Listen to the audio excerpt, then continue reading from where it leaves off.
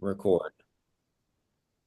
So this video is for you if you are interested in spirituality, if you're asking some of the big questions in life.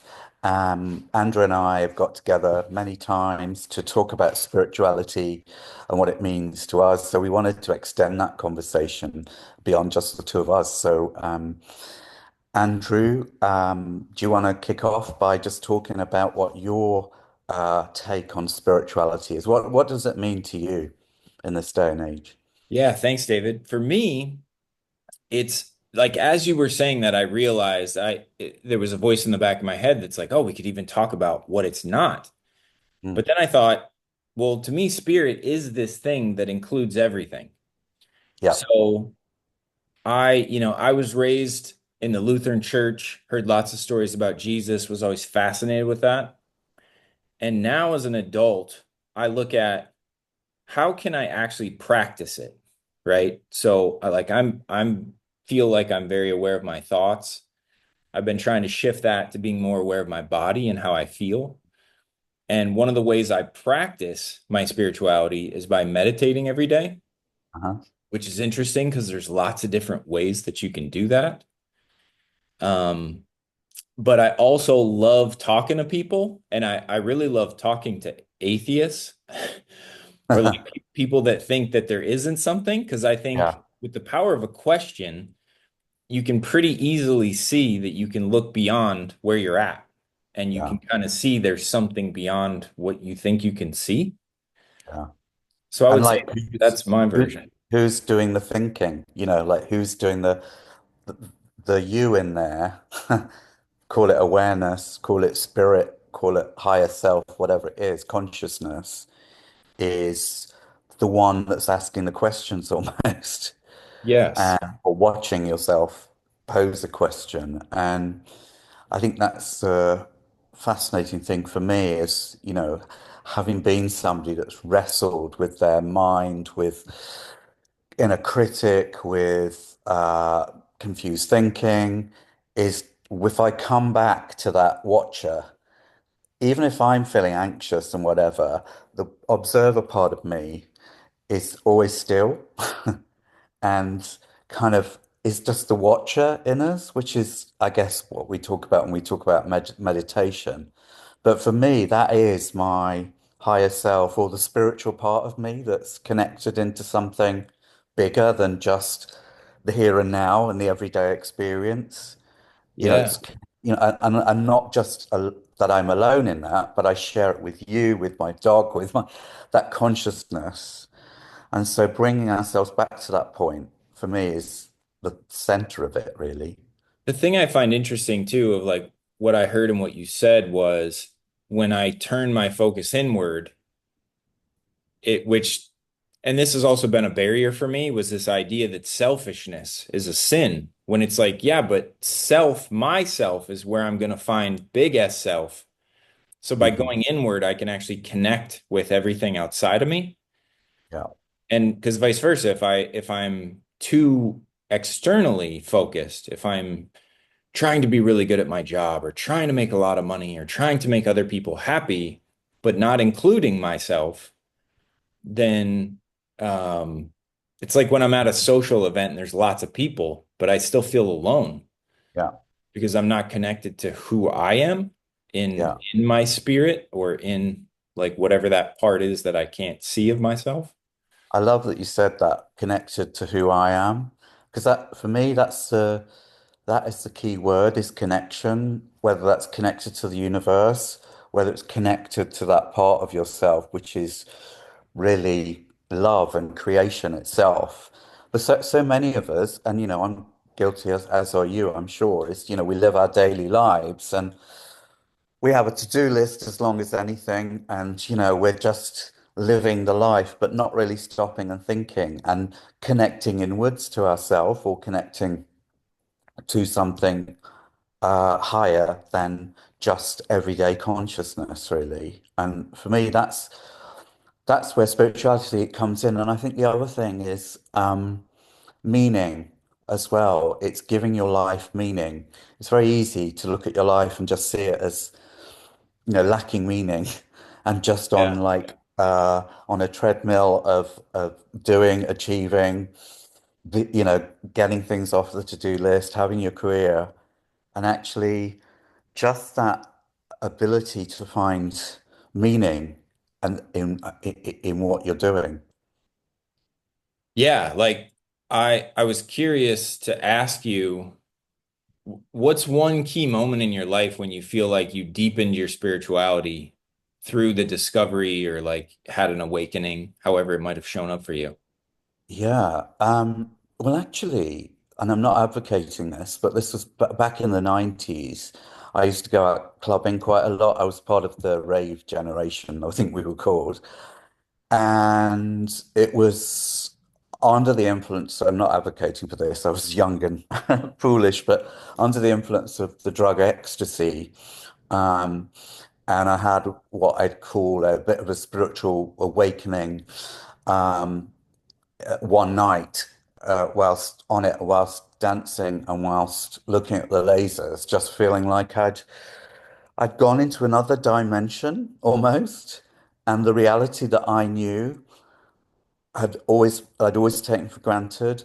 I suddenly saw another reality, and I was like, oh, it's like, I mean, obviously, when people get drunk, your perception changes, your Sure. barriers come down, etc. But this was like I've really gone into another dimension, and that for me was like, oh, so who's the me inside of there? And I think that, and then also when I was young, when I was a young boy, I used to think about eternity a lot. Mm. And I used to think, I was so full of questions. What happens to us after we die? And, on top of that, all the religion as well. At the time, I didn't live in a particularly religious household, but I did go to Sunday school. We did go to church. And so there was that sense of, well, yeah, you go to heaven.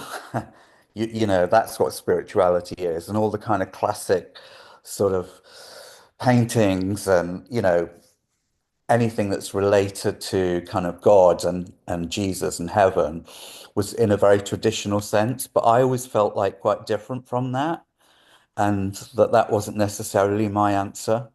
Does that make sense? It does. Like what I'm present to is the asking of the questions, and it wasn't for me. It wasn't until I was in high school. We had moved to Tucson, and there was a church that we went to, and the pastor, his son, went to my high school, and my mom and I signed up for this Bible study, and I asked him, okay, the Bible's everything in Christian religion. How come they don't talk about the dinosaurs? Like we know that Yeah. there was these giant creatures. And he just was very authentic and said, I don't know. That's a really good question. Hmm. And I respected him so much in that moment. Like the fact that he was willing to be with my question and not say, like, well, you shouldn't ask questions and this is just Yeah. the thing and don't ask questions. And yet, and what's interesting is he did then pose another question about how that related to me accepting a certain belief as faith. But that's what I heard in what you said is like a lot of times they were told this is the way to do it or this is how we Yeah. should be living life. And yet as a kid, I was like, but you're not living that way. Yeah. Yeah. So Exactly. why should I? Yeah. And I think there's two things. There's being spiritual and having a spiritual experience. So when you asked me that question, I described Mm. like a spiritual experience where I felt like my consciousness had shifted. Mhm. But I think you can be spiritual in the everyday. You can you can see a robin on a bush and feel incredibly connected in that moment, just in the moment, and it's what we call presence, I guess. But and that for me is being spiritual, having that sense, that connection to nature, I guess, as well. Yes, that reminds me of, have you ever heard of the Heart Math Institute? I have heard of them, yeah. Yeah, so they do heart coherence, and initially it was like a scientific thing where they, heart health, and at least in the States, is a major thing of people dying. And so they created this biofeedback mechanism that measures your what they call your heart rate variability. And I Uh-huh. first got introduced to this in my early 20s. It was a tool we would use for golf and high level performance. and that type of thing where it's like it taught you how to be present. It taught you how to get your mind into a specific state and notice when you were in a state where your heart could effectively communicate with your brain. Yeah. So I'd hop on this thing for a couple minutes. It was super cool. And then the coaches that I worked with, they had been to the institute and they'd said, "Oh, there's people there and they can be in a state of coherence all the time." And I'm like, "How can I gotta Really? focus?" But now as an adult, it's like what you're saying of like this being present to spirit, I believe is something that is possible all the time. It's just a practice like any other. Yeah. And so how do you incorporate that?